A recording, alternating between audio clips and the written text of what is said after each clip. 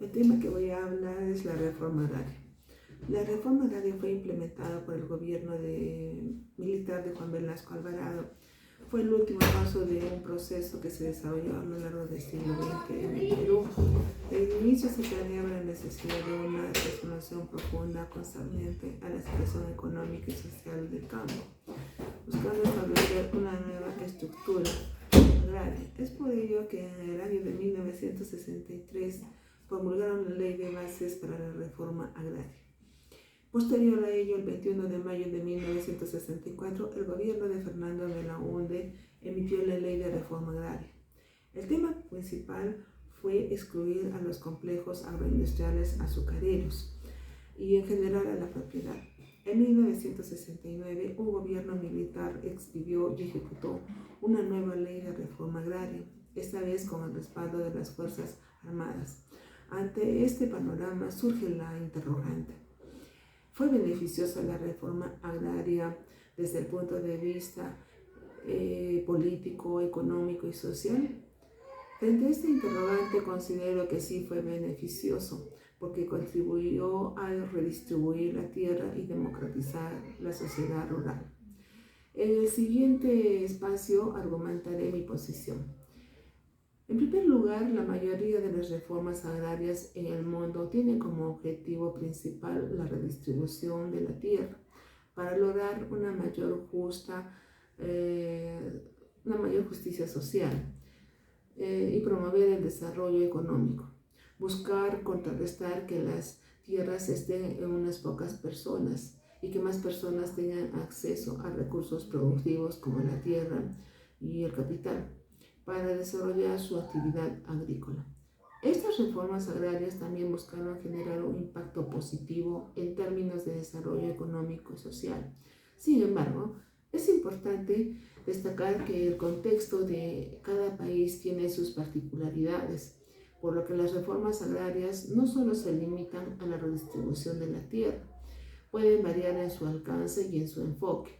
Así tenemos la reforma aplicada por los militares, que fue considerada una de las más radicales. Abarcó otras acciones como la expropiación de propiedades agrícolas de gran tamaño y la transformación de la estructura de la tenencia de la tierra para combatir la concentración de la propiedad de la tierra y promover la justicia social en el ámbito rural.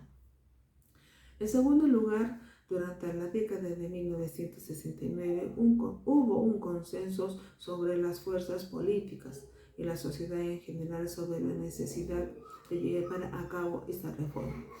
Incluso en el año de 1956, en el gobierno de Manuel Prado, la Comisión para la Reforma Agraria y la Vivienda, conformada por el mismo presidente, recomendó la afectación de tierras y estableció un límite máximo de 250 áreas para la propiedad agraria. Y esto fue en la costa.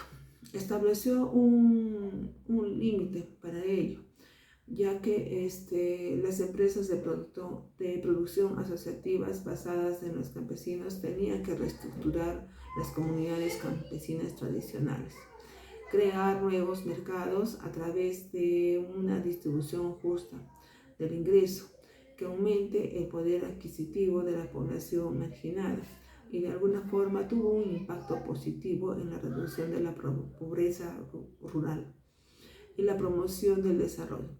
Sin embargo, las limitaciones impuestas a la ley de la reforma agraria aprobada durante el primer gobierno de Fernando Belaúnde limitaron su progreso en los primeros 4 años de aplicación.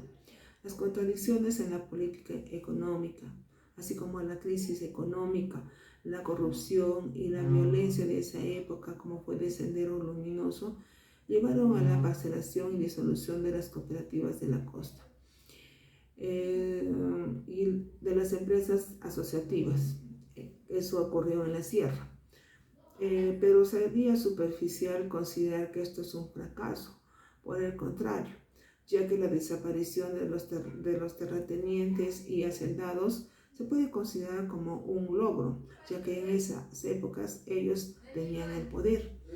Entonces, debido a que los trabajadores rurales y campesinos dejaron de ser tratados como ciudadanos de segunda categoría, porque eso es lo que ocurrió en esas épocas.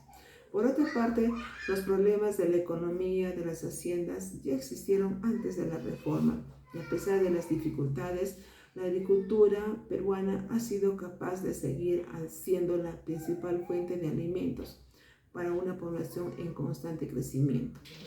Finalmente, la implementación de la Ley de Tierras y la Ley de Promoción Agraria en el Perú ha brindado facilidades para el desarrollo de empresas dedicadas a la agroexportación, llevando un proceso de reconcentración de tierras, especialmente en la costa y en parte de la selva, junto con un notable aumento de exportaciones agrícolas.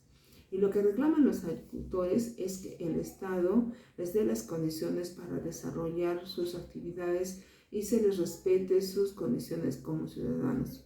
Porque siempre ha habido ese problema de que el Estado nunca los ha considerado, siempre los ha tenido postergados.